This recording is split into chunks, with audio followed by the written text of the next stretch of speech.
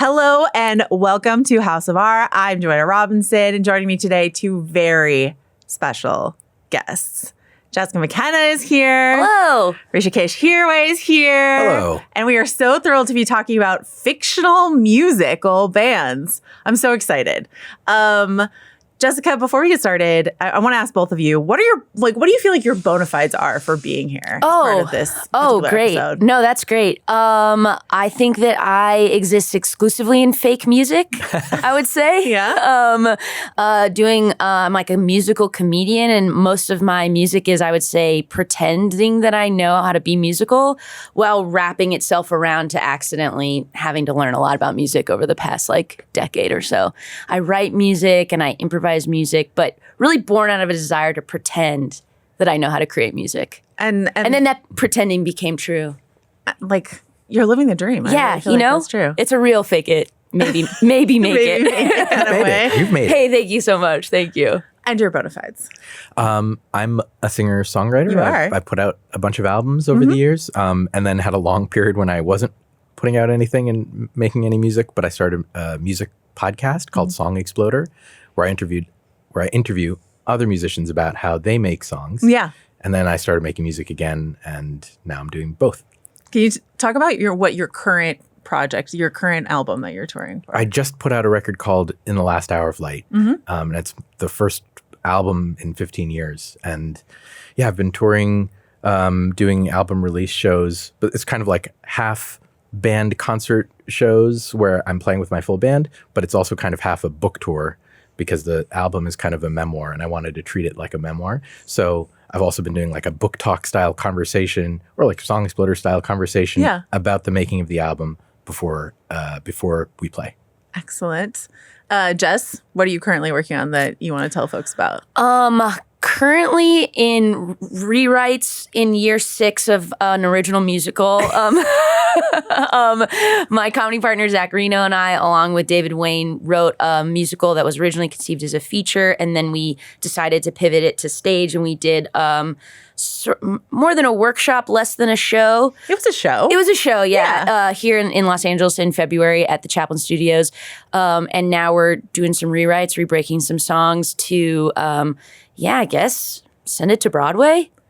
And I'm saying it here, so now it'll happen. You guys have someone in common between these, the two of you, Josh Molina, right? I tried to get Josh to let me get in to see that show, and I could not get a ticket. I'm so sorry. It was a hot ticket. It was, you should have come to me. Now you have the closer hookup. Yeah. Sounds good. All right, so we're going to get into fictional bands and the Vampire Lestat right after this. This episode of House of R is presented to you by Target. Calling all trainers! The Pokemon and Target collection celebrating 30 years of Pokemon is almost here, and the lineup is kind of incredible. A few are sure to be fan faves. Pokemon starter jackets, mystery water-type Pokemon bottles, and even caboodles. Which feels perfect, because Pokemon has always been about sharing the adventure. And Target is bringing fans together to celebrate that spirit.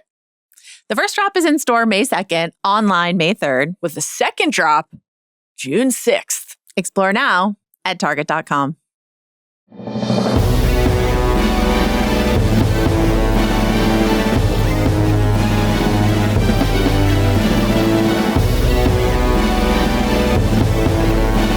All right, so quickly, this is a spiritually a friend of the pod month sort of continuation.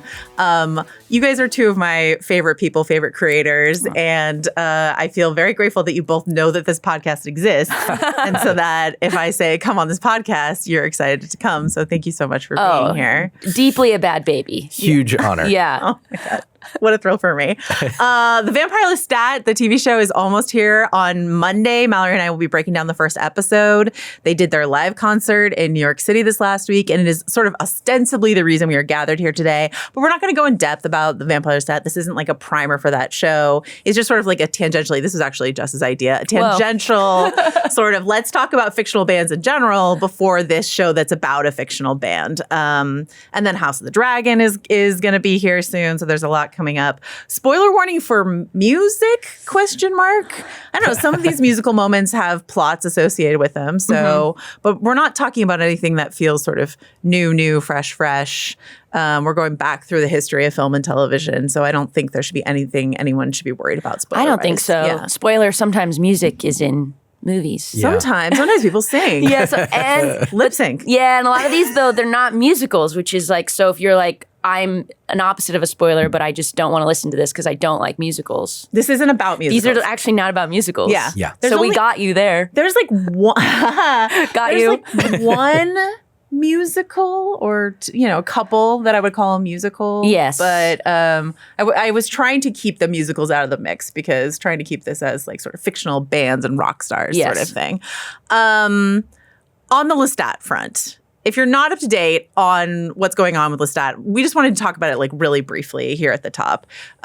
Interview with the Vampire, season 1 and season 2 came out, and then this is season 3 of Interview with the Vampire, but they're calling it the Vampire Lestat because that's the book it's partially based on. Sam Reed, who plays the Vampire Lestat, in this era of his long life, Lestat is a rock star, canonically a rock star. So this third season of the TV show has to be built around an actor they've already cast as Lestat becoming a rock star and having a band centering around him. Have either of you checked out any of the music that they've already released for the show? What have you heard? What do you think? Yeah, I've listened to all of the music. I mean, it feels very real. Like it feels fully baked in, and I like it for the era too. You know, it's kind of like, it's very Iggy Pop, I think. Yep. Like a more slinky Iggy Pop. I mean, Iggy Pop's quite slinky to begin with. That's true. But A Slinky or Iggy Wow. Yeah. Yeah, I think it's like, it's such a perfect placement too, I think, because that feels like a heightened moment in rock music history, very performative, very about like persona as rock star. So it's really rich. Yeah. I'm so excited for this. As I said, they did a live show in New York. So Sam Reed's like, no, really, I can do this. I am singing into a microphone. So cool. I can do this. He has expressed a lot of anxiety because he is not like a trained singer, but I think he sounds great and not like heavily, his voice doesn't sound heavily manipulated. He's doing a lot of, plenty of like talk singing on these songs. Speaking of musicals, my dad always calls that style Rex Harrisoning, like through something where you're just sort of like talk singing to get through. But he's also belting out on some of it. And it actually sounds, to my ear, really great. What do you guys think of his musicality here? Yeah, definitely. And also that just adds to like the authenticity. I think you don't want like it super overly processed. That's when you start to get in an uncanny valley of like, is this even a human? Well, I guess he's not a human. But I think Immortal Chords probably would have a little more, grit to them. Yeah. Immortal Chords. I love that. I think also like there's a confidence in the talk singing. Yeah. It's like, it's the opposite in some ways of musical singing. It's just like, I can do whatever I want. And I feel like it goes well with the character and the era. It makes sense to me. Yeah. The inspos for the rockstar Lestat are many. Here we go. David Bowie, Mick Jagger, Bjork, Freddie Mercury, Mark Sandman, Franz Liszt, Otis Redding, Moses Sumney, Douglas Dare, Red Cross, Lang Lang, Iggy Pop, St. Vincent, Prince, Florence Welch, Jim Morrison, T-Rex. T-Rex got me really excited. Gustav Mahler, Brendan Flowers, Fiona Apple, Serge Gainsbourg, Electric Light Orchestra, The Sweet, Nick Cave, Raleigh Ritchie, who is Jacob Anderson, who plays Louis, Benjamin Clementine, Chapel Rowan, Gustavo Dudamel, David Lee Roth, Ryan Katner, John Cale, Jeff Magnum, Paul Westerberg, and Daniel Hart, the composer. Any of those stick out as particularly intriguing to you? I mean, Gustavo, let's go. Sorry to get real LA specific. He's moving, or he has moved. I think he's moved. Well, he's the conductor for the LA Phil, and I've seen him conduct the LA Phil a couple of times, but also my heart goes to the mural on the side of the one time, including the famous violin lady. Google it. Who is that violin lady? This has been a big question I've had as a recent LA transplant. Really important that you understand. My friend, she's so iconic. I don't know her name, but her visage is so iconic. My friend was her for Halloween. Wow. Came to a crowded Halloween party, and we were all like, So Gustavo, a very animated conductor. So that's like interesting. Yeah, that's a very fun one. Yeah. Anything stick out to you? Well, Gustavo. yeah, Gustavo really jumped out when I listened. Two things. Mark Sandman. I was very excited to hear that name in there. I love Morphine. Morphine is one of my favorite bands. I'm from Massachusetts. They were very big. They were an important band. And then also Daniel Hart, of course, is a composer for the show. He wrote these songs, and he's a great friend of mine. He's a wonderful, wonderful guy, incredibly talented. He plays on my album, and I love him. He's incredible. So I was a huge fan of his before his work on Interview with the Vampire. He did great work on all the David Lowery films. I'm a huge Pete's Dragon head, among other things. But his work in The Green Knight, his work on that one is so amazing. So I was a fan of him as a composer. And then the composition, the score that he has done for the first 2 seasons of Interview with the Vampire, incredible. That intro that starts it's like almost like an orchestra warming up sort of sound that starts the episodes. Incredible stuff.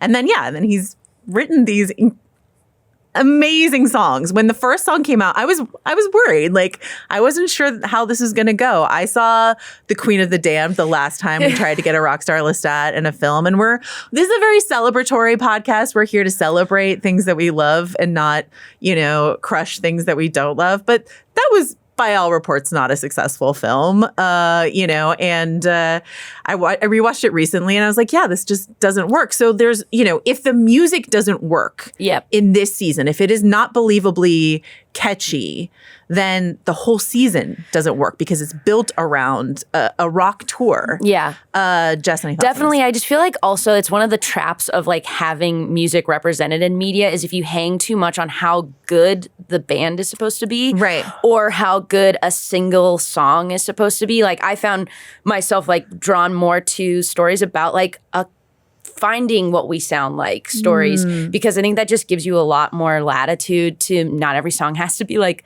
the best song ever. I know we're not talking about musicals here, but it's such a sad issue I have with Hadestown, a musical that I mostly really like, but I'm like, a whole plot point is, and then Orpheus came up with the greatest song ever heard, ever of all time, and it's like no, we don't buy it. And so I think it's like, yeah, it's a tough trap if you know he is successful or like this tour is a monster hit. That's a way harder bar to clear versus does this song just have to sound like an era, feel connected to the character, like. I don't want to like get too far ahead, but there's lots of ways that we like use artists in fictional bands where maybe they're on a downside, maybe they're on a comeback. Yeah. They're finding their sound, which I think is like narratively a strong choice to make sure that you're not putting too much pressure to invent the greatest song you've ever heard. Right. Yeah, I find this thing not just in music, also I think with comedy. Yes, Where yes. it's like- Fictional comedians is like really tough. So- Studio yeah. 60. Really like, tough. Yeah. Really tough. Yeah. I mean, I think Hacks runs into this too sometimes when, like just anything where, or funny people, Yes. anytime you have to depict someone being funny and they're killing, you have this pressure of like, is it also killing with the people who are watching this kill? Right. Hacks is so much more successful when they're in the riff of like, maybe it's this, maybe it's that. And you're like, oh, great. I understand their comedic brains. Yeah. Right. But I don't necessarily have to like 6 months later think this singular joke is amazing. Right. And that's why 30 Rock, I think was so brilliant because the whole premise was, the girly show was like bad.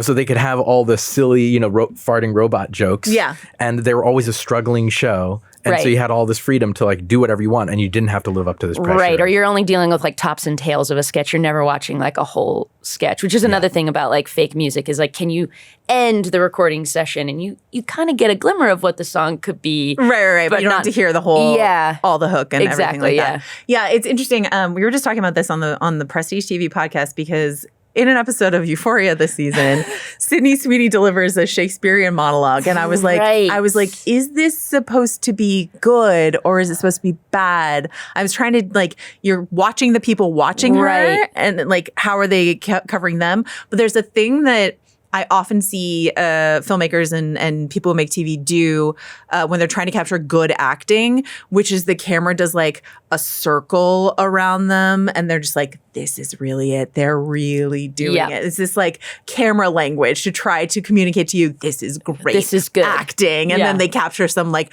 rapt faces or you get the standing ovation. But with music and comedy, it's so much harder, I think, because especially with music, because like we know a great song when we hear it. And we know either in a musical space or something like that, when something gets stuck in your head, when it has an actual hook that you can sing that you want to like listen to the soundtrack immediately when you get into your car, when you're home, there's no denying it. So I just think the stakes are so much higher on music in that way. Yeah. Can I say one more thing about Daniel? Yeah. So I wasn't worried when I went to go hit play on the songs, because if you haven't heard Dark Rooms, which is Daniel's own project, it's amazing. And he really like should be a rock star. And also he's just uniquely qualified, I think, for this exact role because he was a playwright.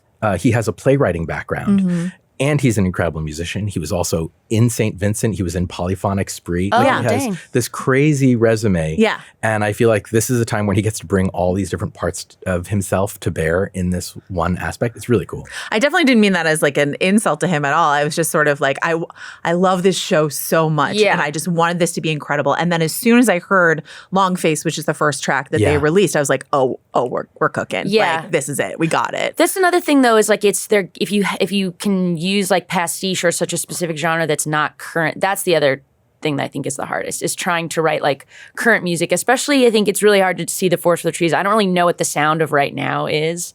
And that might just be because I'm old. But like I'm like, I wouldn't know how to like write a song for right now versus if you asked me to write a song for like 2005, I'd be like, great. Or stand behind like a rock glam sound. You're just like, you're working in a more refined palette that's going to allow you to, I think, have like a higher success rate. Yeah. So the songs that they've released 5 so far as of the taping of this podcast. Butterscotch Bitch, great title. Love that song. Long Face, which is the first one they released, which starts with La Marseillaise, which is like a nice like Beatles reference. That's how All You Need Is Love starts, but also like a nice like Lestat, he's French, you know, and has that great like ooh ooh ooh ah ah like hook to it. So good. All Fall Down, which they used on the trailer, so I've heard it a lot because I've watched that trailer a lot, which is incredible. The Dancing with Myself cover, which they released on another trailer, and then Your Biggest Fan, which is like more of a ballad. It's more of like a slow down ballad with a scorching guitar section on it. I'm just like, there's a nice amount of diversity here. And to your point about this idea of someone finding their sound, that's something that they've talked about a lot in the press lead up to this season, of just sort of like Lestat is working through a lot of centuries of psychological damage, emotional. And like centuries of musical reference he could be making. He could be like, I can't get this song from like 1682. Exactly. You know what I mean? Like, talk about just standing on the shoulders of giants. He was like there to hear a lot of it. Yeah, exactly. So to your part about Daniel Hart, it's like, as a playwright, having to write in the voice of the character of Lestat, working through, you know, this isn't just like a fun pop song with a hook or a cool rock song with a hook. It's like he's processing his feelings about Louis or all of these other figures in his life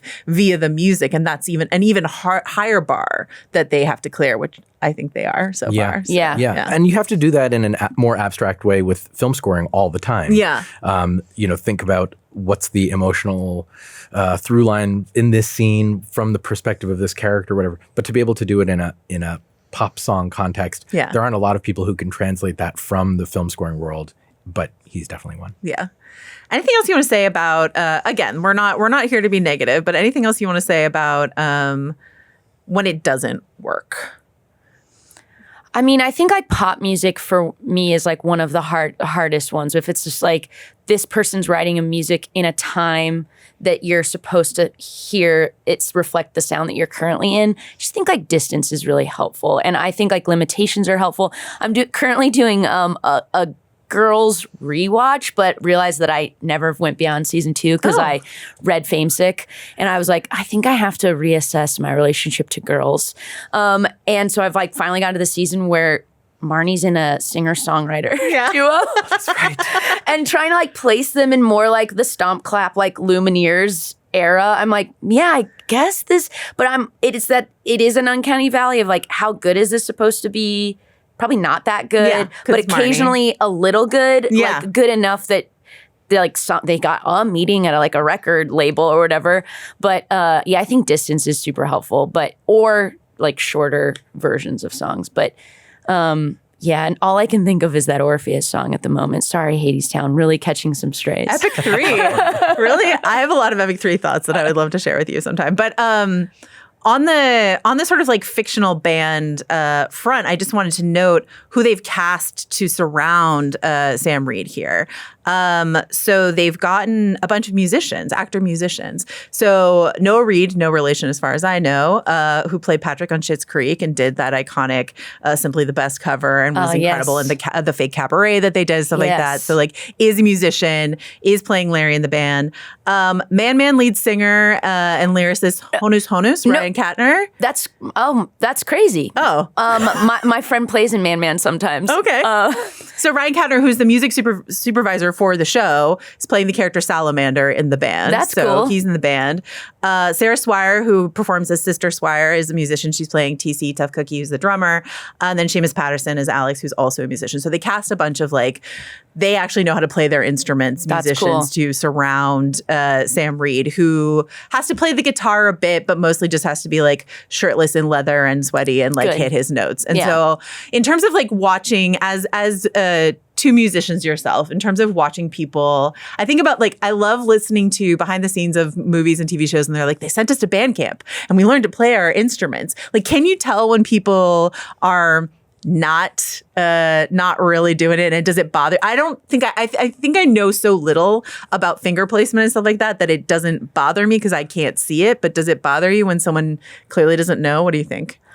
The thing that that really bothers me, actually, it probably goes along with this, but it's when the sound changes completely from, and I feel like this happens all the time, where they go to the playback version of the thing, and suddenly you're supposed to be watching a band practicing in a garage, and it sounds like a studio recording. That always takes me out, because I'm like, what space am I supposed to be in? How does this vocal have reverb on it? Right, yeah. That always gets me. But yeah, for sure, the drums are really the big one. If you're listening to the drums and the drummer's hitting the snare somewhere else, I'm like, what are we doing? Yeah, it's so physically obvious. I was going to say piano more for me, of where are you placing? And it's just just put the camera further away from the piano and just do an insert on someone else's fingers, if you need it. Unless it's unless it's Rocket Man, we just shoot the other angle and let the actor know, hey, you're vaguely up here, you're vaguely down here, you're playing something percussive, you're doing this with your left hand. They don't have to know how to play. I mean, it's cool. I think it's always cool when an actor's I trained for 6 years to learn how to play the banjo. It's neat. But I think, it's easy to work around. You don't need to do that. When you watch Timothée Chalamet on the set of Dune 2 being I'm good at ping pong. Ping pong and guitar. I know. Gosh. I mean, as an actor, though, Hollywood doesn't agree with that label enough for my taste, meaning I don't have that many credits. That was a confusing way of saying that. I always have a dream that I'll get cast in something that requires me to learn an insane skill or get really jacked. It would just be really nice if someone paid you to be super jacked. Yeah, get really jacked. Yeah. I'm gonna manifest this for you. Thank you so much. I just can't do that on my own. Okay. You need a whole team. Without a role, why would anybody go to the gym do that ever? Why exercise? I don't want to eat that much cod. I just saw the movie Tuner earlier this week, where the actor Leo Woodall, there's two actors in that movie who are meant to be incredible piano players, and his character doesn't play until the very end of the movie. And what I really love about that is he has these very distinctive, small but very distinctive tattoos on his hands. And then I was like, why are those there? Because the actors didn't have them. And then at the very end, when they show the cut in insert of him playing, I'm like, oh, they put it on whoever has to play the piano. They put the little tattoos on his hands, so you can be oh, that's definitely. I'm always the piano is a real one, because they're always I'm like, are those your hands actually Yeah. playing? I don't Yeah. think so. But I also love those shots on the other side of the piano when they're just like really feeling it and like moving their arms around. You're like, Totally. okay, all right. And I think you can kind of mark that like choreography. Like if you needed to mark that you were like an incredible tap dancer, but they were framing like above your feet, Yeah. you could probably like fake what the top physicality looks like. I mean, with some effort, it wouldn't Yeah. be easy, but you wouldn't have to like do a perfect like double time step. You just be like, okay, it's like a hop and a step, you know, like same thing. Like, okay, you're down in the bass. Yeah. Okay, now one hand is up here. You could learn it like a dance, I think. yeah. They should mark it on the Yeah. keyboard for them. I'm sure they do. Oh yeah. Blue, blue, blue. Yeah. That's my expectation. My expectation is they're going to do a pretty good job of faking it. Yeah. Well, and that's enough for me. So when someone actually is playing and you can tell they're really playing and it's happening, I'm very, very impressed. Like that's not my expectation, Sure. that they should be able to do it. But if they can. But if they can, wow. Wow. All right. Fictional Band Hall of Fame. Less of a competition, more of a celebration. Here are the rules. We, and by we, I mean me, came up with 10 random awards that we are giving out.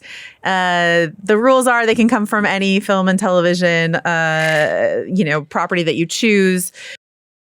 Each of us is going to pick one winner per category. If someone picked your preferred winner, you have to pick something else. We're just trying to get a lot of variety here. So that's one rule. And then the other is you can only pick one winner from each property. I would say with the exception, and I didn't say this to you beforehand, but I would say with the exception of the Hall of Fame category, which I have at the end, which is just like sort of like a more broad sort of thing. So we don't have to get so picky about that. But again, in the interest of variety, so we don't just say, hey, I've seen Almost Famous 9,000 times and I have a tattoo about it, which I do. Like, let's just spread it around, spread the love around. Any questions about the rules or what we're doing here? Not a question, just those were tough rules to You're work welcome. with. Limits are helpful. That's what I think. All right. The first award is Best New Artist. And this is Best Actor who is not famously known for singing, but sings very well nonetheless. And sure, maybe they were helped a smidge by autotune, but mostly, wow. Yeah. You're up first, Jess. Okay. I'm starting with like, I think a hipsterish choice, as one might say, a deeper cut. I'm going to go with Paula Pell in Girls Five Eva. Love it. I really loved Girls Five Eva, great music, and Paula Pell absolutely holds it down. And she's up with like some real singers, right, like Renee Elise Goldsberry's in that. yes, Yeah. and Sarah Bareilles. So it's Yeah. just like It's like two Broadway stars. and you are, and Busy Phillips also great in it, but I think Paula Pell is like the further away from expectation. One of the funniest writers on SNL of all time, like brilliant comedian, but not expecting her to be able to sing. And yes, they're mixed into a girl group sound, but I mean, I feel like she sells it. I love that. And I pick. feel like when you can pick her out, you can hear like, yeah, there's a beautiful, warm tone to her voice. Just a huge fan, yeah. For people who haven't seen that show, because I think it was like a really underwatched show, people were constantly trying to champion that show, but Yes. it never really like hit wide. Can you talk a little bit more about what that show was?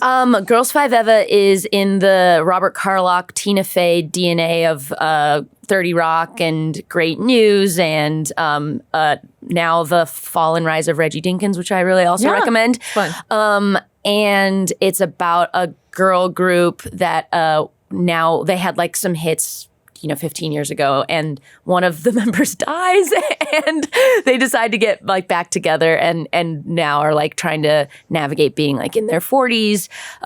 And it's really funny and there's some great music in it. There's a song about a New York lonely boy that I think about a lot, where it's like a decision to have an only child and all these examples of how it's okay if you're in New York because there's tons of New York lonely boys, including John Slattery makes a cameo, I think with maybe his real son of like, I've raised a New York lonely boy. So that's like one specific song, but it's a great joke heavy show with some really successful music. And it does the thing I was talking about, which is like they're trying to find their sound. Their music in the past is supposed to be kind of bad, or at least like pop derivative stuff. So there's not really a high bar ever for the music. It's allowed to be like comedic first, which is something that I, recognize and identify with, but it's still like hooky and fun and you buy it as pop music. So it's like, it's carved out a really sweet spot for itself of what you're expecting the songs to sound like. Oh, I love that. We did get a lot of listener emails saying like you have to, give Girls 5 Eva a shout out. Out the gate. Did it. They were all from me. Yeah. All your burners. I feel like the Tina Fey world always has good music. I think Yes. because of maybe her husband. Her husband, Jeff Richmond, a huge influence in the sound and then composer of the Mean Girls musical. But yeah, I think there's the comedy lineage of Second City, the Chicago theater, the Chicago Improv and Sketch Theater. It's starting more in like the 50s. It was every show has an accompanist on stage, which is different than if you see like an Upright Citizens Brigade show or a show at Improv Olympic or IO, where that got like peeled away. But back when it was like, this is, and I think they still do, but like that aesthetic of you're coming here, you're having a drink, you're going to watch a show. A pianist was on stage as like a key member of the comedy. And so I think that there's a crossover. There's a lot of like Chicago comedy that I think overlaps with having like a musical sensibility because literally your sketch would be underscored. Yeah. All right. What's your winner here? Okay. I'm going with Carey Mulligan. Oh, that's my answer. I love it. Yeah. But in which movie? Because for me, it's Ballad of Wallace Island. I mean, it's kind of like she's kind of like an MVP. Oh, Yeah. good one. Yeah, because she's so good. Good one. I don't want to step in your answer. Give me your answer. Well, she's also in Inside Llewyn Davis. But I really wanted to talk about Ballad of Wallace Island. Yeah. Yes. Maybe this is a hipster pick. No, I I don't know. love this movie. But man, that movie needs to be seen by more people. I loved it so much. Yes. Maybe my favorite movie of last year. It's so beautiful. Yeah. It's about this band, Carey Mulligan and Tom Basden were the members, and then they broke up, and then this eccentric rich guy invites them to reunite, and then they play some of their old songs, and she really sings, and she's got such a nice voice, and yeah, there's no need. She doesn't have to be that good, but I totally buy it, and I loved the music as well as the movie. Great pick. I love her in Inside Llewyn Davis. She also sings in Far From the Madding Crowd and Shame. Whoa. And her performance in Shame, she sings New York, New York, and is like crying while she's singing it. And it's like one of the best things I've ever seen. But I love anytime she sings in a movie. That's a great choice. Hoisted by my own rules. I was like, no one's going to pick Carey Mulligan. I will zag. And I will say, yes, he was in Moulin Rouge. Ewan McGregor, I'm picking Ewan McGregor not for Moulin Rouge or anything like that, but for Velvet Goldmine, where he doesn't have to sing a ton. And I have heard Ewan McGregor sing without auto-tune, and I actually don't think he's like tremendously on pitch all the time. But in that movie, which I think has a lot of DNA in common with the Vampire Lestat, he is just like oiled and covered in glitter and gets literally naked at one point on stage and leather pants. And I just think it's like a huge inspo for what we're going to see in the Vampire Lestat. So this is like, pre-Moulin Rouge, pre-Obi-Wan Kenobi, like Ewan McGregor, just like when he got naked in every He loved getting naked. He loved getting my his cut off in movies. So often that guy was naked. Yeah, and when I saw Velvet Goldmine, I was like so young and my jaw was just on the floor. I was like, I didn't know you could do this. I think I saw it after I'd already seen, the first time he sings in Moulin Rouge, I think is maybe the most significant moment of my life. When he's like, my gift is my song. That's one of like the only few movies I saw multiple days in a row. I was like, I have to go back for more. I'm going through puberty right now. Right now, I can tell you exactly. Yeah, it was like hugely important. Yeah. But then I went back after and watched Velvet Goldmine when I was like, I gotta go see all these. And if you've naked movies, if you've never the naked ouvre is plentiful. Pillow Book, yes. The Danny Boyle movies, but yeah, Velvet Goldmine, which is about various glam rock stars of the era. It's got Jonathan Rhys Meyers in it. It's got Christian Bale in it. Toni Collette. It's just an incredible sort of exploration, and there's some great songs in there. Some incredible visuals of that like glam rock ethos. Yeah. So huge fan of that. All right, best original song, which is Catchiest Earworm, originally written for the show or film. Rishi, you're up first. So the thing is, you said best original song, but then you said catchiest earworm. And I'm sticking to what's on the page. Okay. And I feel whatever the opposite of hipster choice, but I'm putting Golden from K-pop Demon. Oh yeah, nice. Great pick. My nephew the other day, He's 8, and I was on a FaceTime call with my sister and her kids, and someone just referenced that song, and he said, "You cannot say that. It's going to be stuck in my head for the rest of the day. You can't even bring it up." Yeah. And that's how I feel. Can't mention the color. Really, anything in the yellow family. Yeah. It's over. Exactly. Yeah. It's over for us. Yeah, the way that film took hold, and the way that like not since Frozen, I feel like children everywhere were just singing all of these songs constantly, and that's part of how it spread everywhere. It's just, the music in that is responsible for how much of a massive phenomenon that particular movie became. Yeah. And there was just the 1 second when my sister was like, "Hey, you should check this movie out on Netflix. It's actually good." And, the briefest moment where I was like, "Oh, have I discovered this?" I mean, I didn't even discover it. My sister told me. But, like, it's like, "Oh, I'm ahead of the curve." You got in slightly before massive hype. And I don't think I even actually did. It just hadn't hit me yet. And I think also K-pop as like this huge phenomenon in general, but like not, necessarily. I feel like a lot of Americans, like this was their first exposure to anything like K-pop. And they were like, "Oh, now I understand what's happening here." But I was impressed by how they wove the plot into the actual songs. Yes. They're singing, what they're singing about in that song is actually like what they're fighting against. It was cool. Yeah, it's great.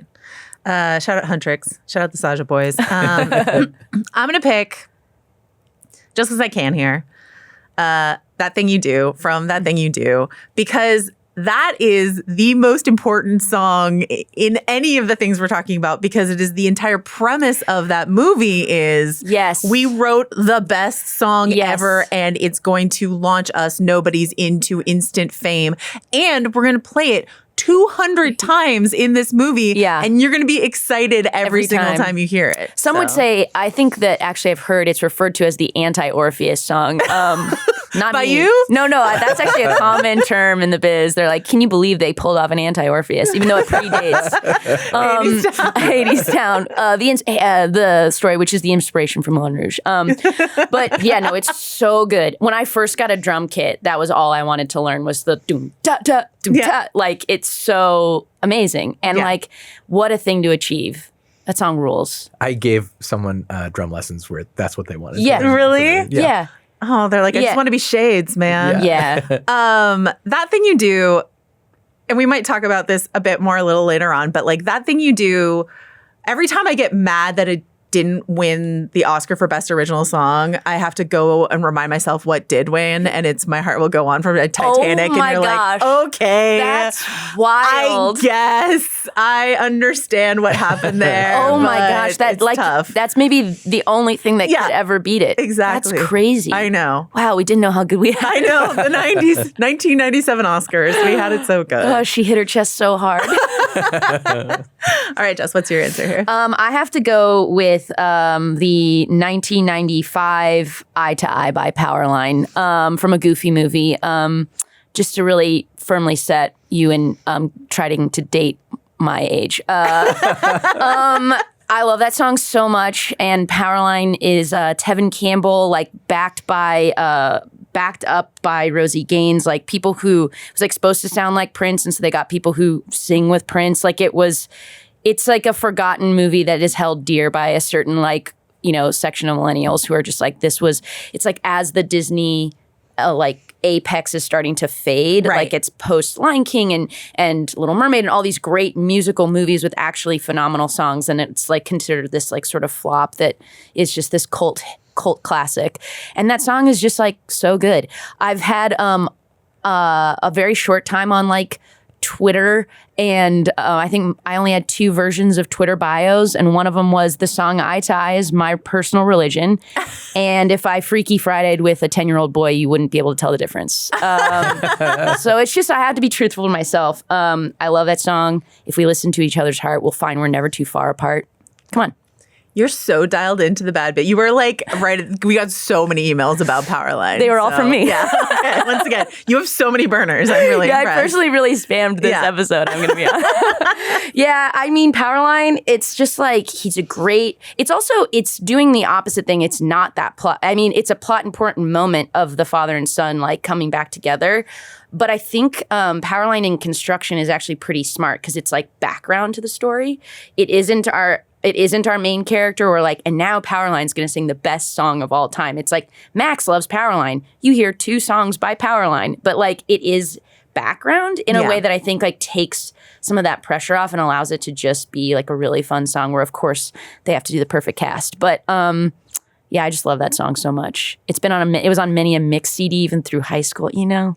I think I just like slightly missed the Goofy movie. Just like, I feel like it's like a micro generation moment. No, it's so, I mean, even like siblings on either side, it's just like, no, you had to be like 7 when it came out. Yeah. And then be like, that song kind of, and then later, like 7 years later, be like, am I crazy? Did that song slap? And then like another 7 years, be like, no, we're wearing t-shirts from Hot Topic about Powerline. So yeah, he's really important. Powerline's really important to me. And it's vocally like, it's a really vocally impressive song, I think.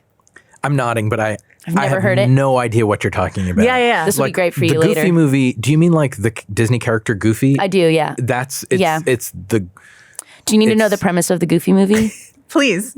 Okay, so Goofy, he's starting to feel a little like he's losing his son Max because Max gets in trouble on the last day of school for pulling off an elaborate prank, which is him performing the other Powerline songs Stand Out to try to impress a girl that he likes. And he gets like sent to the principal's office. And then his next door neighbor is like, Max is going to end up in jail. They literally have... There is an animation of like a looming electric chair. They're like, if you don't get in and stop Max from listening to rock music, he's going to die. He's going to get the death penalty. Yeah. Well, a call back to Powerline. Yeah, there you go. Very, very true. These are the stakes. Thematic through line. Yeah, exactly. So then Goofy is like, you know what? The time has come. I'm going to take Max on this road trip that I took with my dad. It's the perfect road trip. Trip route, and Max is like, I do not want to go on this road trip. I want to like stay with my friends. It has a great opening number. After today, my grace will be okay. After today, she'll be mine. Okay, that's great. And then you see Stand Out, which is him singing, lip syncing as Powerline. And then it's one more song about like being on the road, and they start to go to like some of the early stops, and Max hates them. Then they start to ice starts to thaw, and it's classic father-son friendship relationship. And then Goofy decides to give him the power to reroute. Like, you pick the stops, Max. This should be for both of us.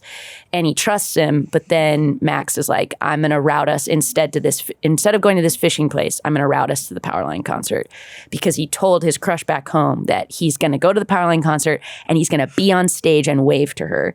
So then father and son have to come to terms, and guess what? They end up on stage at the Powerline concert. Wow. Yeah. A crazy random happenstance. I know. Can you believe where they have to do the perfect cast? Bigfoot's in it. Hi Dad Soup. Pauly Shore voices his best friend. Leaning Tower of Cheese. No, nothing. Wow. Not even a trailer in the back of your mind. Nothing. Yeah, it's important. No.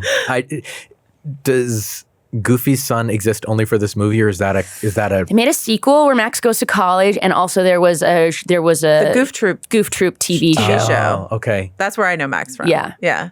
I don't know why I know Goof Troop, but like missed the Goofy movie. Yeah. I couldn't tell you. That's a real bummer for you. It's real tough for me.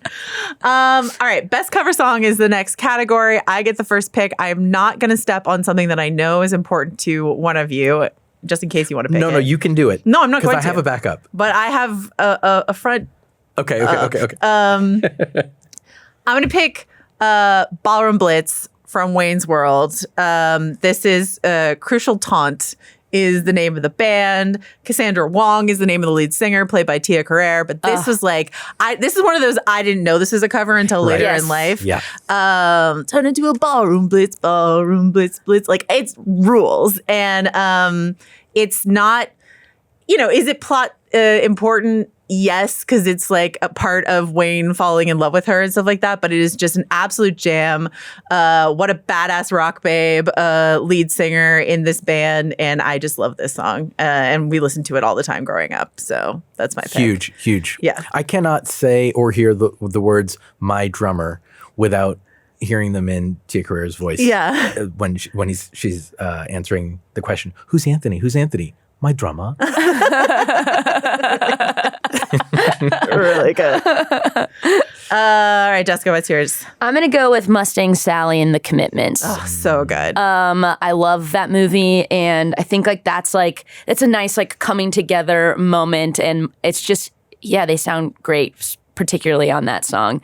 How did you watch that movie? I mean, yeah. Are you like, how old are you? I know, it's a mystery.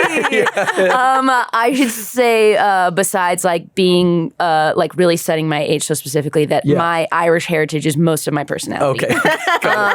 And so I think it was like, I didn't catch it the first time around, but it was like, oh, do you know there's this Irish movie that you should see? And that's about the whole sentence that I required. So yeah, it's just, I found it later, but the music is so great in it, and Mustang Sally is like the one that I'm like, oh, that's the one that really sticks in my head. Yeah. So The Commitments, which is a movie about an Irish band forming, and in the, is it late 80s, right? Mid to late 80s, The Commitments? The storyline or the movie coming out? The movie coming out. The movie came out in 91, I think. 91, okay. But they're trying to like capture this R&B sound. And the big story out of that is Andrew Strong, who was 17 years old, who plays Deco Cuff, and he is the lead singer. And you hear it on Mustang Sally and all of these songs. He has this like incredible voice. And when you find out that he was 17 years old when he made that, it is. I'm learning this right now. That's insane. Yeah. Also, he does not look 17. He doesn't look 17. But Ireland's tough living. But then, The Commitments was such a cool concert, like Glenn Hansner is in it, Maria Doyle, and they toured as like a band after that movie came out. Yeah. So, I was confused because, I'm giving away one of my answers later. Okay. But anyway, they're great. They're great. All right. What's your cover pick? Okay. I was torn between a couple of things, but especially given that we're doing a vampire-themed reason for getting together, I have to go with Marceline the Vampire Queen in Adventure Time doing Frances Forever by Mitski in the Battle of the Bands. That was so many cool nouns. Yeah. In a row. Yeah. My head exploded. I was like, I couldn't figure out who was cooler. Like everybody was so cool for this thing existing. Mitski is so cool to have her song in Adventure Time. Adventure Time's so cool to have the song in there. And then Marceline is playing and she's just so badass. And it's awesome. Yeah. Yeah. Adventure Time has such great music incredible. in it. Yeah. Really good pick. That's actually not the pick I thought. I thought you were going to pick the other thing you talked about in that email. What was the other thing I talked about? Is it going to come up later though? I don't know. Oh, okay. Well, because my backup was, can I say my backup? Yeah, of course. My backup was Hey You by Pink Floyd in Squid and the Whale. Oh. Because he presents it, Jesse Eisenberg's character presents it as if he'd written the song. And then he wins the talent competition.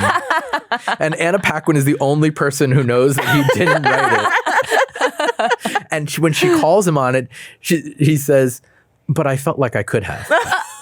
Incredible. So good. Incredible. It's, and for that character and like all the terrible lessons he's learning from his father about like authorship and it's just amazing.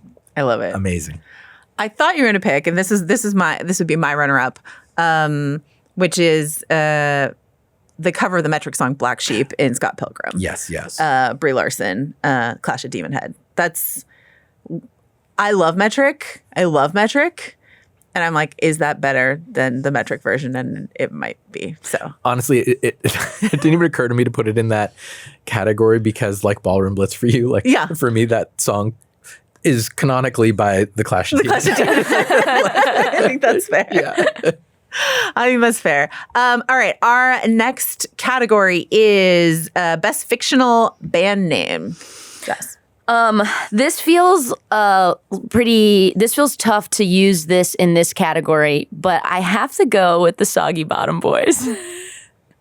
I'm sorry that means I'm taking off. Like for me, that means I can't do any more Oh Brother, but it's just like it's an incredible name. Yeah. And now grown only more dear to me post Great British Bake Off that that's a different type of soggy bottom. I like that it's alliterative.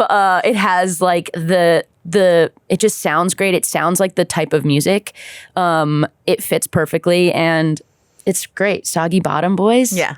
It's really awesome. Yeah. And also when you hear characters in the movie go like, hot dang, it's a Soggy Bottom Boys. Yeah, like fun you're to just say, like, yeah. immediately evocative of the right type of like band you're trying to picture. It's like, it's just, I guess it could be like Paul Hollywood's band. But other than that, it has to be like in the Delta bluegrass. What kind of music would Paul Hollywood play in his Soggy Bottom Boys band? Oh gosh. He would play probably like yacht rock about bread. I guess. Like very like sort of like smooth. I think like a smooth vocal line. I feel like he's very like buttery. You It's know, the blue eyes. buttery. Yeah. Oh, buttery. Very nice. I went to I the first thing I thought of was David Brent in the company retreat playing Free Love on the Free Love Freeway. Yeah. That's what I imagine. Oh, maybe I'm thinking that he would sound like Jerry Rafferty because Jerry Rafferty wrote Baker Street. I can just see Paul Hollywood doing that. Yeah. I'd love it. All right, Rishi. Okay, so controversial take. I think that band names are bad. Like just generally. Yeah, right? they're Like, tough. It's hard to. They're just I come from a worse area, which is improv names. Really bad. Ooh, Yeah. really tough. Really Yeah. tough. What's the worst like improv? I mean, I mean, when I was in college, I was on a team called Matador Now, where we all shouted now. I think like some like gimmicky, you know, part of that always feels. Welcome to Matador now. Yeah, got it. exactly. Yeah. Okay. Yeah. My first Herald team was called Mr. Town City, and a guy always ran across and did like a cool kick. No regrets there, honestly, but I mean, yeah, you have to have it. yeah. It's part of it, but it's so hard to have a good one. Yeah. And for me, like there aren't really many good band names, like Magnetic Fields, and maybe that's it. That might be the end of the list for me in terms of like that's a great band name. The only fictional band name that I think that lives up to that is Pink Slip, Yeah. because Freaky Friday. yes, Okay. like the Magnetic Fields, it works on two levels, and the meanings are so different between the two, and yeah. We got a lot of emails about Pink Slip, so do you want to talk a little bit more about? No, I should No? not be the one to talk Okay. about that. Yeah. It's just a great name. It is a great name. Yeah, let's not get into the It's a great- musicality of it. Exactly. Yeah. No, please, not. No. Don't make me talk about the music. Great band name. Yeah. Stillwater, I think, is similarly Yeah. like Stillwater's that feels run like deep and it's real. of Yeah. the time. Yeah. It feels like a real band name, but not one that I'm like, what a great band name. I don't know if this is an inspiration at all, but I grew up in Mill Valley in Northern California, and there is like a slightly iconic bar in the town called Stillwater where like a lot of bands played. I have no idea if that had anything to do with what Cameron Crowe did, but that's part of why it feels like, because you wouldn't, it's much bougier now as all of Mill Valley has become, but like when I grew up there, like in the hangover of like a lot of rock stars lived in that area in the 70s, like moving from San Francisco to Mill Valley. And so like you'd go into Stillwater, which was this super dive bar, and there would just be like all these cool like band photos on the wall. That's It's cool. like that. But yeah, Stillwater. This is really hard to pick. I have three really good candidates. I'm going to give it to Dr. Teeth and the Electric Mayhem. Yeah, that's good. The Muppet Band. Yeah. Yeah. I love them. Yeah, really good. I think Aurora Borealis Shining Down on Dallas is one of the best lyrics that has ever existed of all time. So, but the Electric Mayhem, like, that's a great. It's really good. I also love a long band name. Yeah. Yeah. You know? Yeah. I was just in Chicago and I saw a poster for Annual Notice by the Trail of Dead, and I was like, oh yeah. Yeah. Yeah. Yeah. There's something so great. If you can't be concise, just commit to extremely long. How do you feel about abbreviating that? Like, should you say the whole band name or should you say KOL, which is not a long band name, but I know KOL for Kings of Leon always bothered me for some reason. I don't know why. Yeah, that doesn't hit. I mean, because you can easily just call them Electric Mayhem. Yeah. Or like, I guess we do the opposite with Sgt. Pepper. We take it down to Sgt. Pepper. Yeah. Sgt. Pepper's Lonely Hearts Club Band. Yeah. Like, we don't call it the Hearts Club Band. Yeah. Also, but like, I think taking it to just part, I think abbreviation I don't really like as much. Yeah. That's why my favorite K-pop band is Behind the Scenes. And that's a real one. That's how you know you're a real fan, because you respect you respect them so much that you have to give them the entire time. Yeah, yeah. My runners up here, I just want to mention them, are Frozen Embryos from My So-Called Life and Dingo's Ate My Baby from Buffy the Vampire Slayer. Yeah.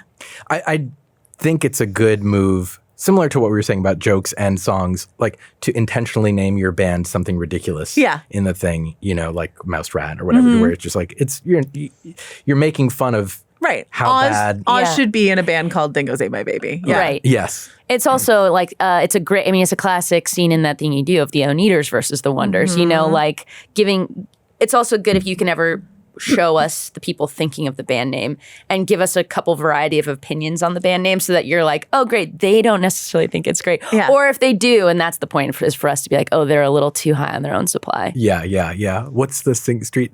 La Vie. Yeah. There's also Captain Geesh and the Shrimp Shack Shooters from That Thing You Do. They're fictional band. Right. Amazing. Yeah.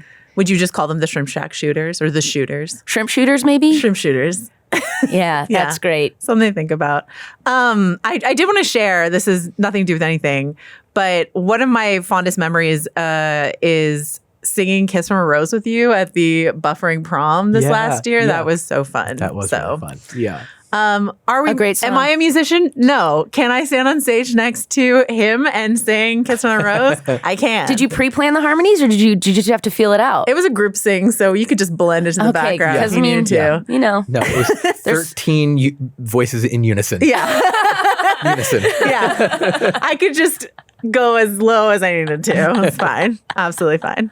All right. Best animated band, Rishi. Oh, okay. So I kind of used up my Marceline, the Vampire Queen. And your K-pop Demon Hunters. Yeah. I'm going to go with the Wagstaff 6th grade music class from Bob's Burgers, the episode The Plight Before Christmas, where Tina Fey comes in as the substitute teacher. It is the single best episode of Bob's Burgers. Love it. Have you seen this episode? No, but I love this. And they have one day to learn their song. Eventually, Gene comes up with the idea of like taking off all of the bars from the glockenspiels that are not notes that they're going to play, so that they can Really smart. learn it. And then the song they play is a Philip Glass piece. Oh my God. And it is so beautiful and so emotional. I challenge people to watch that episode and not cry. Wow. Yeah. I love that when you're watching something like a comedy thing and then they're like, oops, fooled you. We did something incredible. So emotional. Oh my God. Yes. What a great pick. He's like, yeah, I know. I killed it that one. Yeah. It's a deep cut, but you can actually find they put out the recording of the Wagstaff 6th grade band playing that song. And it was on my Christmas playlist this year. Is it just instrumental? It's instrumental. Wow. Yeah, and it's so nice. That's It's really cool. Beautiful. Yeah. All right. All right, my pick is It Ages and Dates Me. I'm picking the Beats from the animated show Doug. Yeah. They have 2 hits that I will always remember. I almost picked this for best song. Is it Killer Tofu? Of course. Ooh, ooh, Killer Tofu. Wow. Yeah. No? No. Oh, right. And then there's I Need More Allowance. Why? Because I do. That's a different song. Yeah. But you both knew exactly where to come in. Well, that's the earworm part. I think that might be all you hear of those 2 songs, or just the hook. Amazing. But the Beats, they're the Beatles, but like, you know, they're the beats, and spelled like the vegetable. Yeah, spelled like the vegetable. Gotcha. Yes. And I This think is a Nickelodeon show. yeah. Yeah. I'm both old and didn't have cable.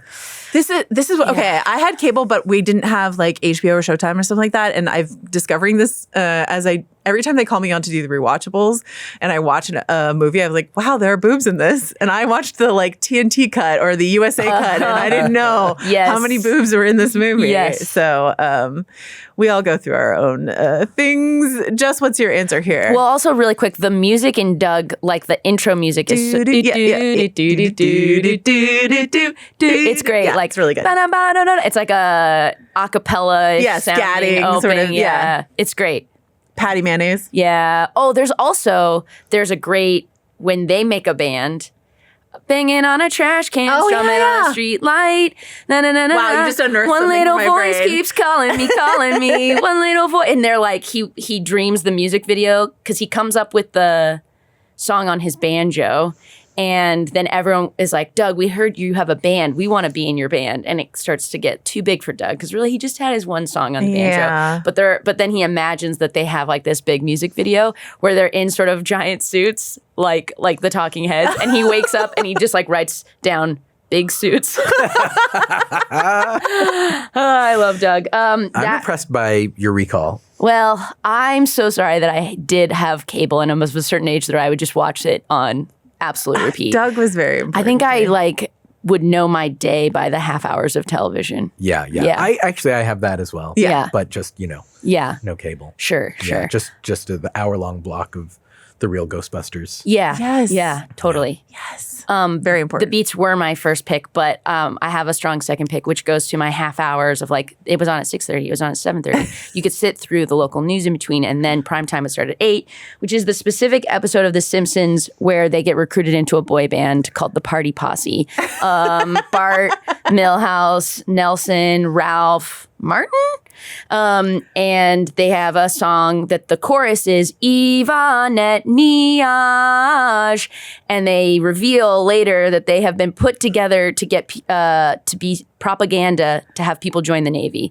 Yvonne Niage backwards says join the Navy. So it's like, it's height of NSYNC and Backstreet Boys when this episode comes out. They're just like doing boy band tropes about like, and it's a great, thing in an episodic storytelling to just show the whole like arc in 22 minutes. But their big song is Yvonne Niage, which is join the Navy backwards. Wow. Party Posse. And again, your recall of that hook is incredible. Yeah, really. Well, I considered joining the Navy. They worked on you. It's like, being on a boat? Yeah. With some of my dear friends. A jaunty cap? Jaunty cap? Yeah. Crisp outfits. I know what to wear. Sounds good. Sounds great to me. Join the Navy is such a funny thing, too, of like specific government propaganda. Yeah. It's so pitch perfectly like insidious, but not that insidious. Just be like, I don't know, join the Navy? Yeah. Think about it. I love that we all pick TV shows. That's fun. All right. Best real band cameo. So a real band that showed up in a TV or film playing themselves is sort of the idea here. So I'm going to pick, because I can, Letters to Cleo in 10 Things I Hate About You. Really good. Because it's plot, it's important. They show up thrice. There's a concert. They play the prom. Yeah. And then they play on the rooftop of the high school over the closing credits, which is an incredible moment. Really good. That's my pick. Solid. Yeah, that movie's perfect. I'm going to also go, wait, is it me, right? Yeah. I'm going to also go with a teen movie. I'm going to go with The Mighty Mighty Boss Tones in Clueless. This is like what Joanna put together like an amazing list for us. And then occasionally you'd be like, I need something else here. And this was the one that I feel like I did the most ancillary, like Googling about. Like, nothing's coming to mind. And when I thought of this, I mean, that moment of ska in the 90s is so funny to me. And it was so like, I don't know how, Mighty My Boston's are from Boston, I think. Yeah. Was ska big for y'all? Yeah. Yeah. We had the Mighty Mighty Bosstones. We also had the Allstonians. Sure. Yeah, we had a lot. Yeah, and we had a lot in SoCal. I mean, like I feel like maybe we're the two epicenters of it, you know. And we started to go a little more pop punk. It's like obviously like then into No Doubt, Tragic Kingdom, huge. But my brother was in a ska band called Whipped Gravy. You know, there was another ska band called Blue Raz in our town. Like it was just like Whipped Gravy. Yeah, it's pretty great. There was like 1 year where do you want to take it back about band names? Did I find the perfect I'm wrong. one? They had their one song was called Calvin Crime. I'm sorry, I do remember its chorus as well. Calvin Crime, crazy kid next door. Calvin Crime, steal stuff from the store. Yeah, great. With Okay, the I'm horns. gonna. And then like the dedicated hype dancer. That's my favorite part about the Mighty Mighty the Bosstones Bosstones. sequence includes. Also, it's a great funny scene. You know, Ty's like dancing alone. It has the full on Monet, which is just a classic line. And just to have the Mighty Mighty Bosstones in this like Beverly Hills high school party is just so funny to me. It's really good. I'm gonna take back what I said about band names. All band names are bad except for ska bands, which are all good. Yeah. They're all Yeah. What's the journey of ska into like Gap ad swing band revival that happened at the end of the 90s into the aughts? So for me, they're Your Jump Jivin' and Wail, yeah, if you will. exactly. Your Cherry Poppin' Daddies, a band that I would just say in fourth grade. You know? Yeah. Like those were weird. words. Yeah. Those were words Yeah, that love I was those like Cherry Cherry Poppin' Daddies. Yeah. Oof. Oof. Maybe it wasn't perfect in the 90s. And Just yet, that one thing. that is the one of the only good band names. I know, it's great. It's great. Yeah, I think it was like, okay, we can put horns in things. And we're like, yeah, horns can be cool. Mm-hmm. Horns can be on K-Rock. And then we were like, no, they can't. I think we just like immediately were like, never mind. Absolutely not. And it like went, I think that some of the rhythms stayed in like pop punk, but the horns got pulled out. We're like, this is too dorky, guys. You band geeks tricked us for a few years, and now You fooled us.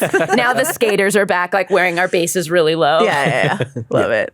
All right. What's your Okay. real band cameo? This might be a very deep cut, but for me, We love a deep cut. just number one. Have you seen the movie Fallen Leaves? Yes. Have you seen that movie? No. By Aki Kaurismäki, Yeah, the yeah. Finnish movie. There's a scene with the real Finnish band. I'm certainly saying this wrong. Maustititot. Do you remember in the bar? Yes. I just didn't know that was a real That's band. a real band. Okay. It seems so pitch perfect for the actual movie and Whoa. how Yeah. weird it is and everything. They fit right in, but that is a real band called Maustititot, which is Finnish for Spice Girls.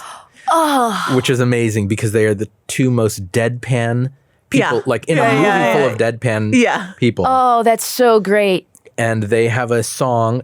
I'm not even going to try and say. But you did most Titty Tot so well. Yeah, as far as I really from think you my crushed ear, it. Do you I wanna- was like do you wanna native speaker. see these? I'm gonna ask Jess to say the name of this song. There Oh it my is. gosh. Sintint Surun ya puti petty miskin. Born in sorrow, clothed in disappointment. Wow. That's what it translates to. Incredible. The first word is just consonants. Yeah. Yeah. Wow. Incredible. Have you been to Finland? No.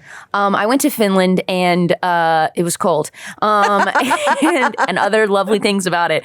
But my husband and I really wanted to try to see the Northern Lights. So we booked like one of the, like a glass cube where you could just like stare at the sky all night. We did not see them. It was too foggy. And also they were all really expensive. And we had 2 nights in Finland and we were like, okay, well, let's stay somewhere more affordable the other nights that we can like really splurge on this. So we were just in like an Airbnb, and in our Airbnb is like, we gave you soaps, we gave you towels. They also gave us vitamin D. Wow. Oh, They were like, hey, Yeah. tough out there. it's tough out Yeah. there. Yeah. Buck up. You're not Buck up, going to get buddy. any of this naturally. I was like, this is so thoughtful. And also, oh gosh, I certainly could not live here. But beautiful. Yet, voted as indicated by Maustititot's album title, the happiest country in the world. Do you know? I think part of that though is an acceptance of a certain hardness Or they just, about life. or it's just everyone maintaining on vitamin D. Exactly. Or they always take that survey in the summer. You know, like when they're like, oh, I don't know, I forget. I don't know who I was for the past 7 months, But sun's here. yes. Yeah. But actually, I remember when we were driving around, we put like just local radio on, and it was like close to Christmas, and there were a lot of like, I was like, I think I have to look up some of these like Finnish Christmas songs. Like this has got some great kind of like hair metal. Like I could imagine if I could hear the lyrics, they would be like, Santa came on a dragon. Please write Santa Came on a Dragon. I think you've already started halfway there. Yeah, no worries. Yeah. Please let that be the end closing song for this episode. Santa came on a dragon. All right, most impactful musical performance as story beat. Back to you, Jess.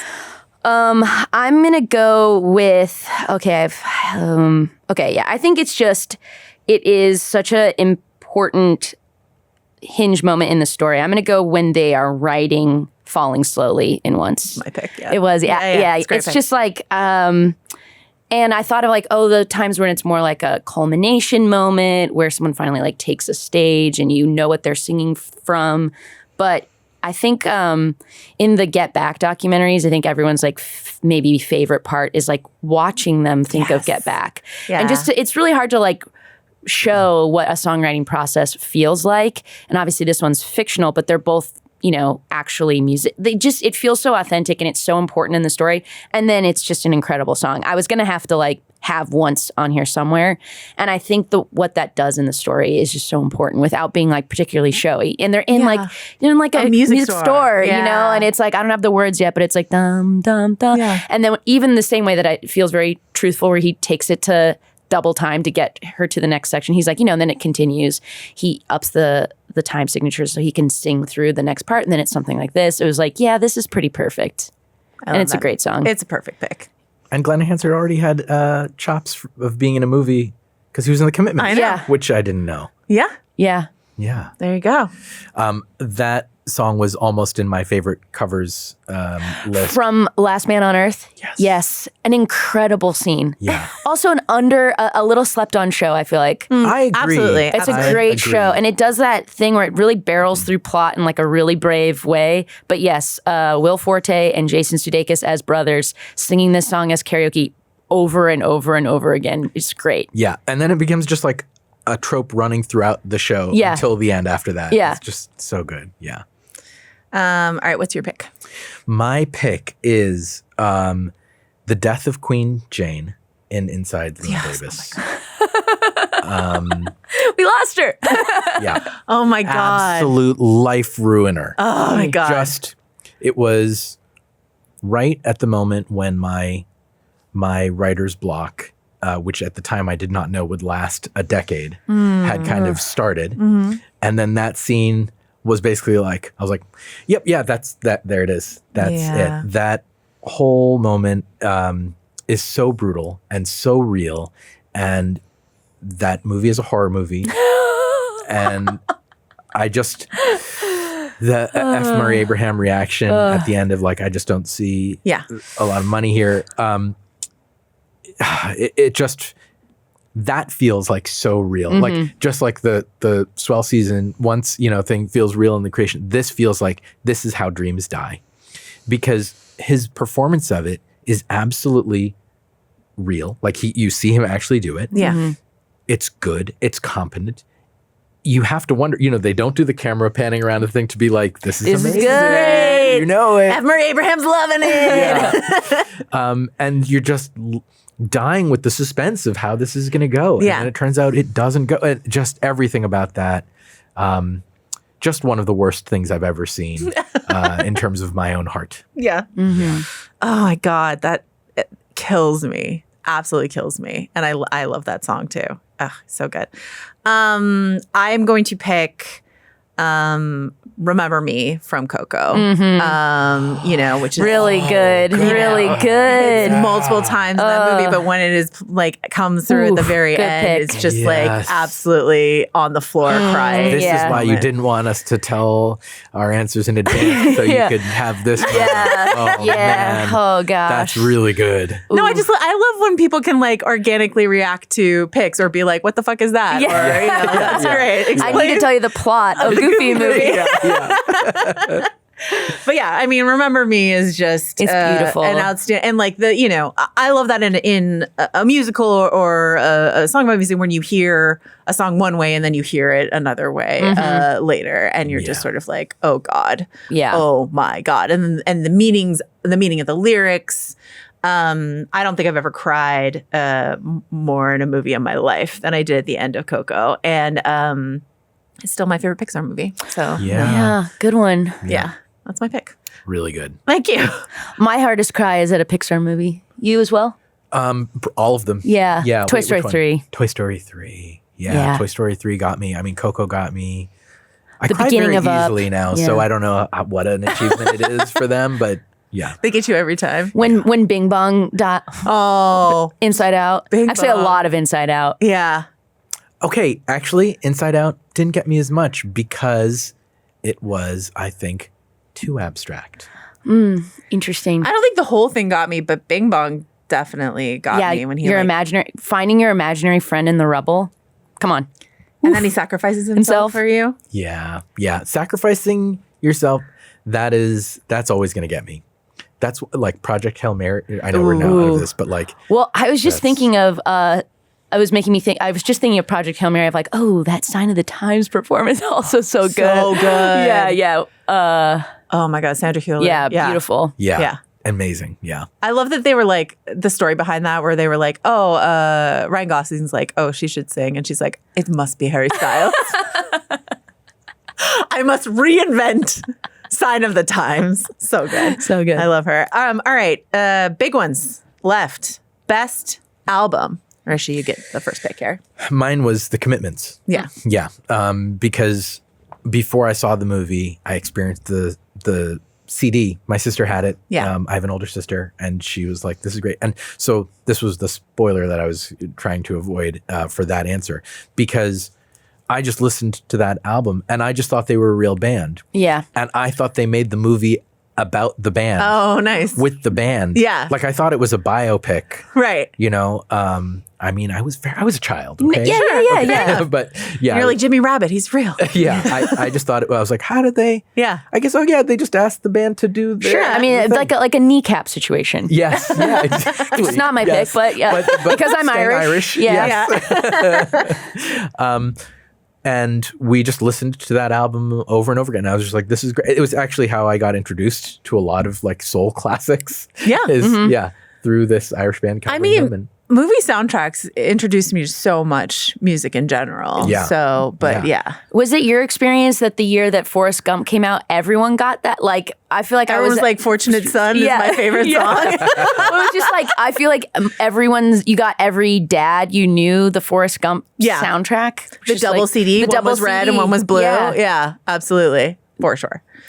All right. My answer is, I feel like should I just talk about Oh Brother again, or should I talk about? That's what I mean. I very like you should, because I feel like it's real category fraud that I put them in name. That's how I felt personally. I was like, wait, it doesn't take it off the table for the other people, so someone can still talk about. I mean, I feel like I will just say I listened to the Inside Llewyn Davis soundtrack. It's like weirdly a Christmas album for me. I listen to it every year at Christmas. I think because the movie came out at Christmas, and then I just got, and so like every time. And folk is very cozy. It's like cozy, but it's sad. But it's just sort of like in that like Charlie Brown Christmas kind of way. Yeah, totally. You know, where I'm just like, Christmas time is here, and I'm just Santa like, came on a dragon.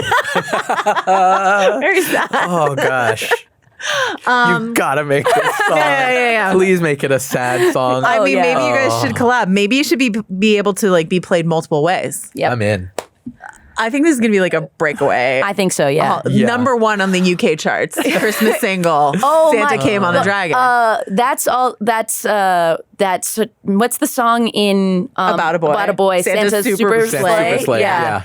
That's another great, Yeah. but I always think about that with like, oh, if you could write a Christmas song. Yeah.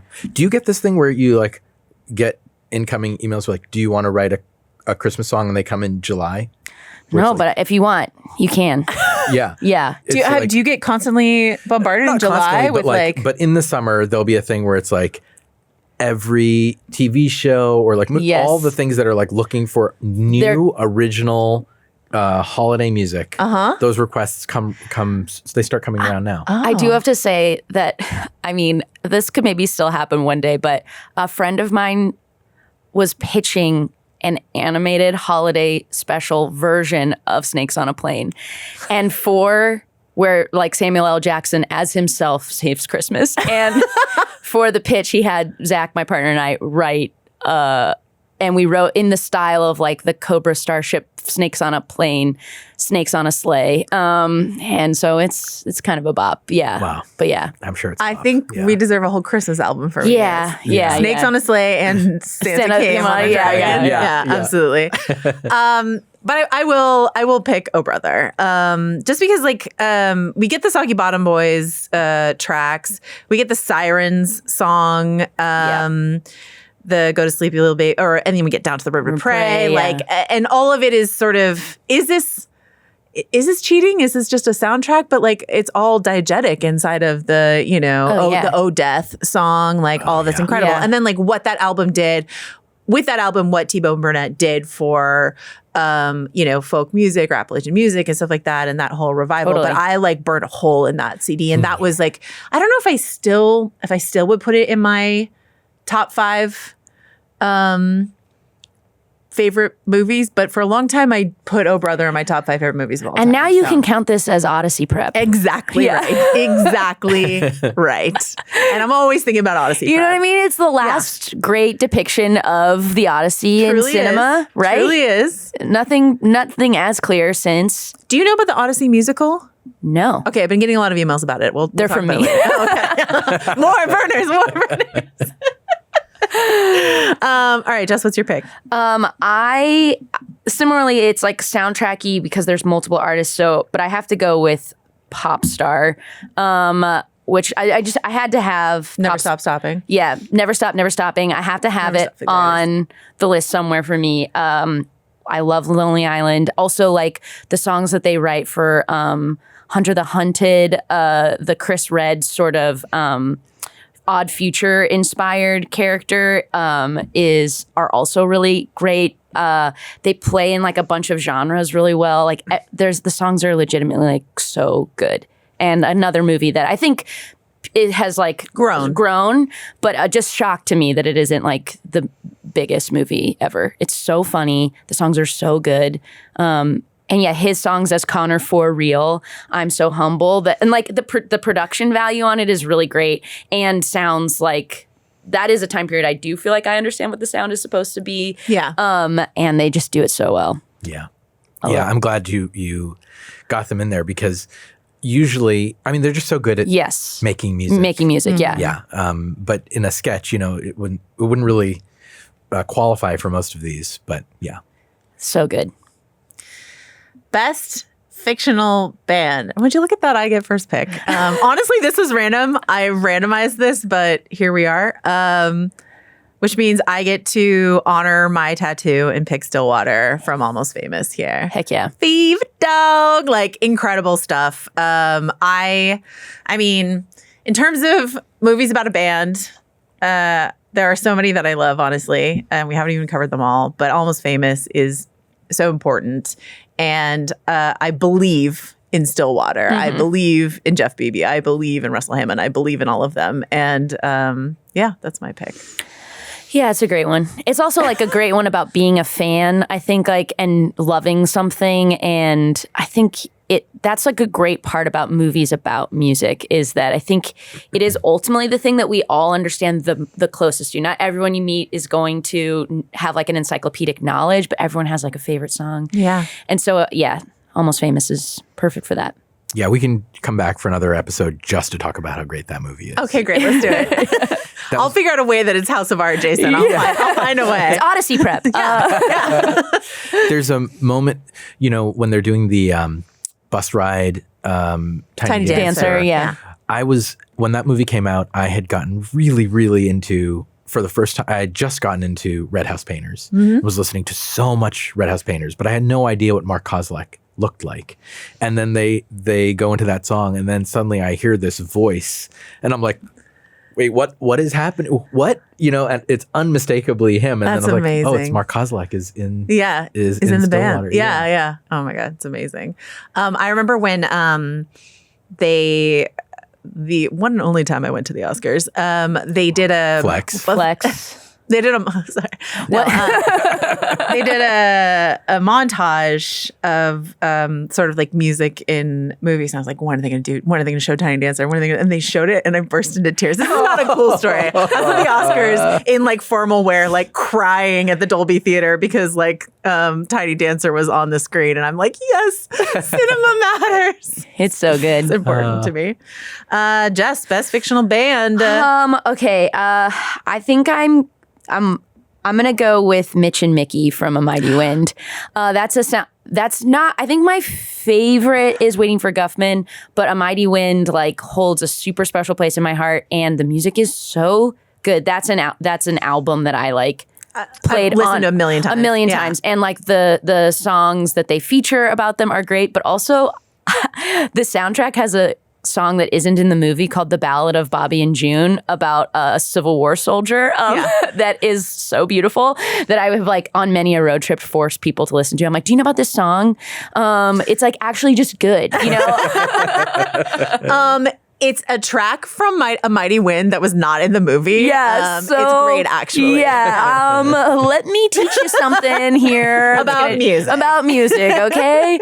Obviously, I felt like I wanted to honor the late great amazing Catherine O'Hara, who is I think a great example of like bringing an authentic voice when she sings.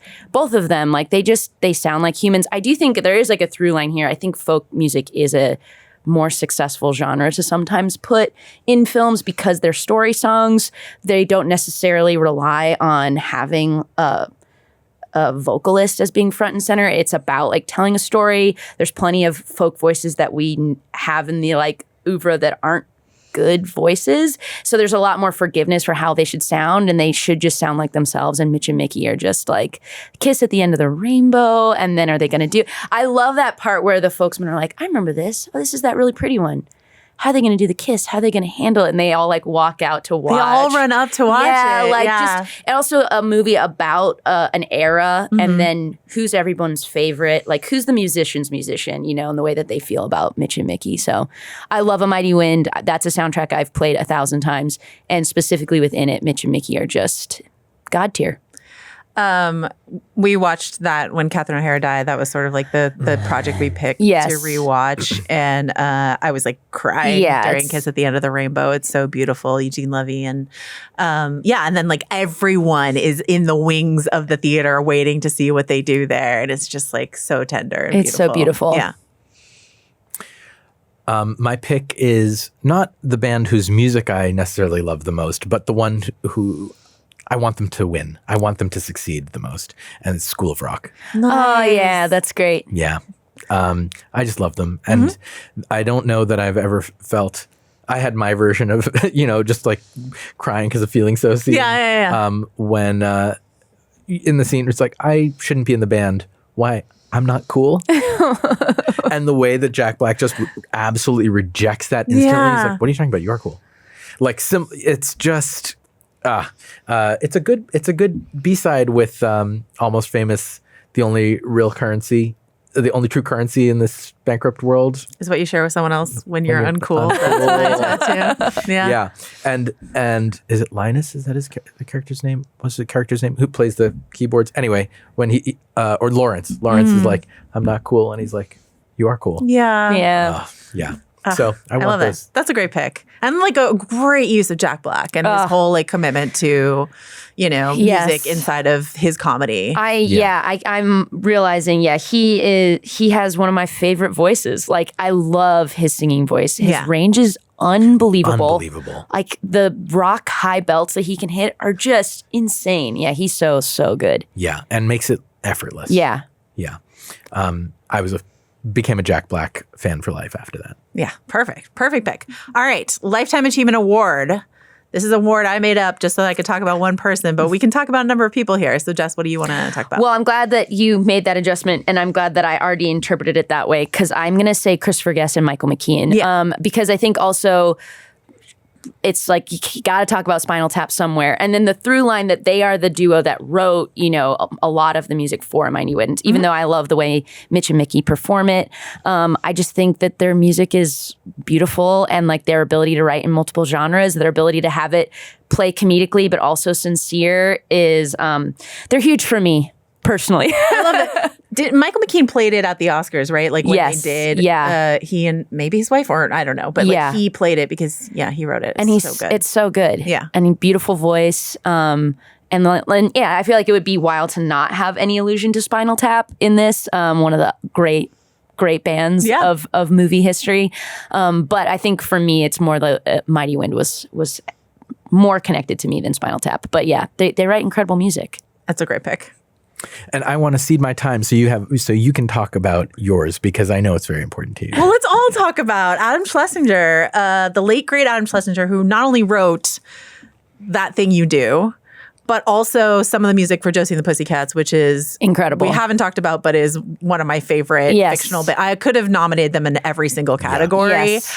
And I also wanted to jump in on your time so that we could also talk about Crazy Ex-Girlfriend. Yes. Oh yeah, of course. Yeah. So he part of Fountains of Wayne, a band that I love. A lot of people know Stacey's Mom, but like there's just incredible other songs. I love the song Hackensack so much. If I ever get back to Hackensack, it's so beautiful. Yeah. Hey Julie is like an absolute bop. I know, like their music does not sound like Stacey's Mom. Like Stacey's Mom is like such a funny outlier. Yeah, like a real novelty that hit. But I love Fountains of Wayne, and so yeah, he did the song for That Thing You Do.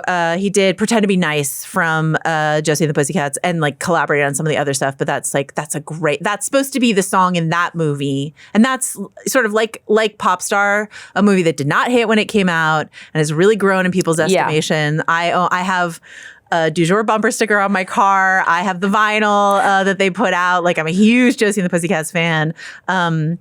Three Small Words, which he didn't write on, but like Babyface like produced all the music on that album. But the fact that he wrote Pretend to Be Nice, which is their like hit where it's like, ooh, ooh, ooh, like it's a really great pop song.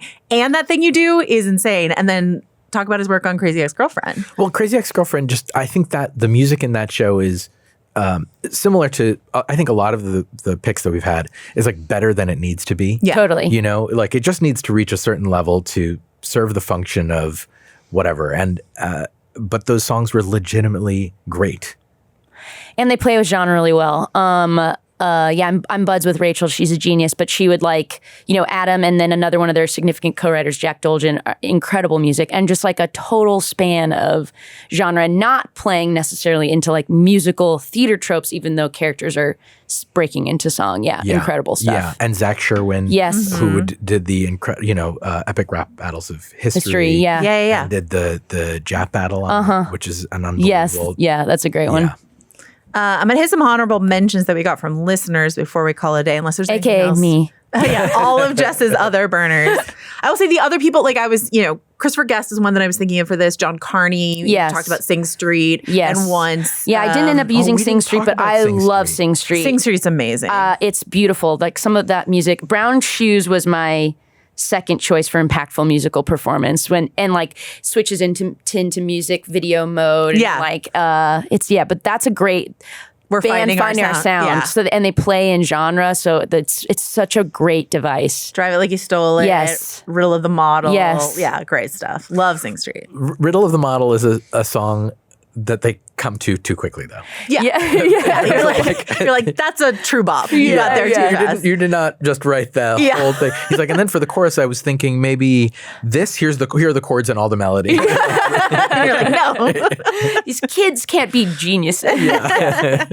Our listener Ian wrote in about Hedwig and the Angry Inch, which is something that I really thought of. That one's a little tricky because that was a stage musical, which became a movie and then back to a stage musical. Yes. is it a musical?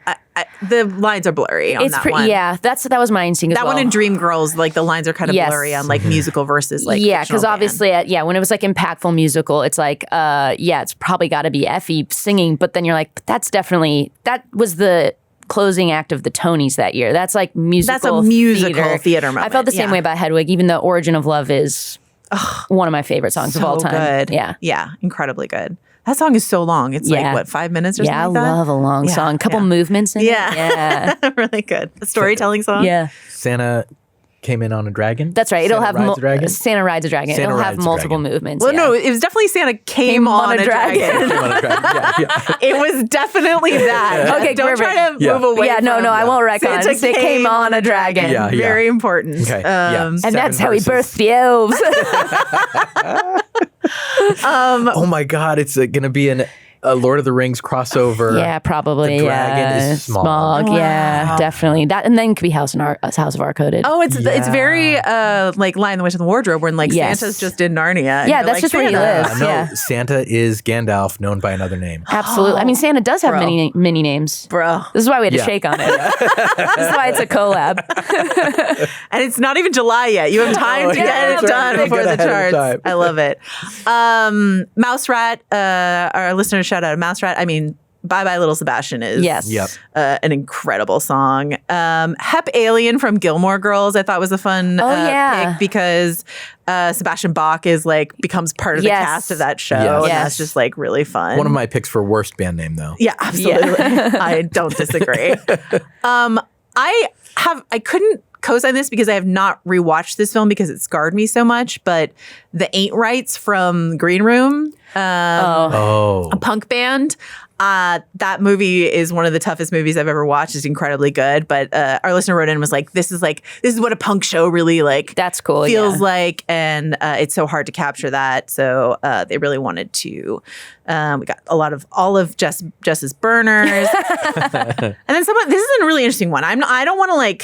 Again, we're celebrating. We're not negging anyone, but we got a couple shout outs for Daisy Jones and the Six, and that's actually like a really tough one for me because I was obsessed with that book. I loved that book so much.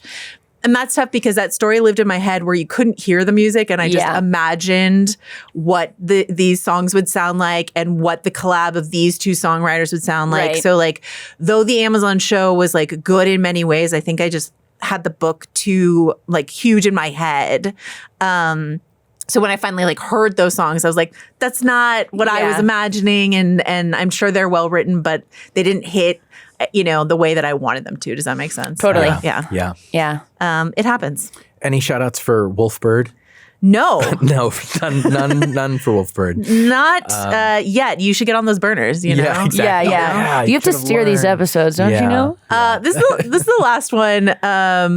It's from Kelly, and she wrote, I feel compelled to put forth the fictional band that brought more joy to my childhood than any other. The Irish band in third class from Titanic. Oh, absolutely. The band in the film is the real life band Gaelic Storm, Yep. who have a fabulous, and I've been to a Gaelic Storm concert, and they have a song called Don't Let the Truth Get in the Way of a Good Story. And one of the lines of that is, I was in some blockbuster movie and I didn't make a dime. So it's just like that lore from Gaelic Storm that they were like in Titanic and perhaps got paid a day rate or whatever. Sure. And like we're in like one of the biggest movies of all time. Because they're probably just playing like reels. They're probably just playing like an Irish folk music. Yeah. Are you going to be in trouble because you didn't mention because of your people? Yes, I will. Unfortunately, I got a kneecap. I got one on Sing Street. Please just watch Dairy Girls. All right, do we do it? Kind of, as best we could. Yeah, I'm so Rex sorry. Manning? I have to throw in one more Please. honorable mention, which is the one that I replied in our email chain, which is a song that actually does stick in my head from the Brittany Murphy movie Uptown Girls. Oh, yes. With Dakota Fanning, and there's a pop star in it who has a chorus that is na na na na na na na na sheets of Egyptian cotton. I think literally anytime I'm shopping for sheets.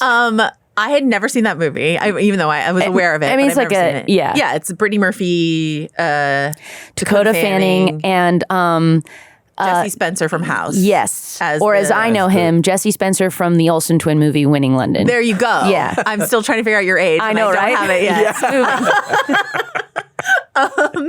But I watched the clip that you sent, and it's a real powerful moment because, like, basically the premise is she's like, your song needs a hook. Yes. And so because he writes this very like maudlin, like sad, and she's like, well, there's no hook. And then he puts a hook in that is na na na na na na na na sheets of Egyptian cotton.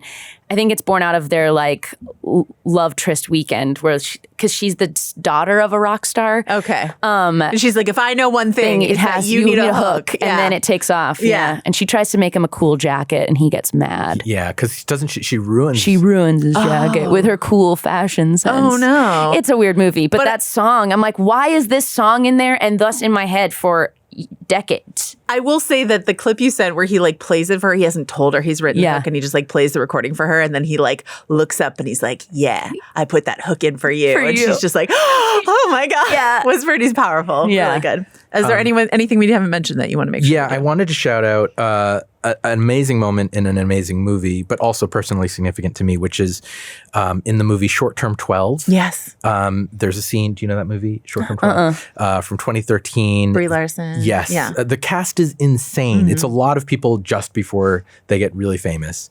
Brie Larson, Rami Malek, Stephanie Beatriz, Lakeith Stanfield, Caitlin Dever. What the heck? It's crazy. Yeah.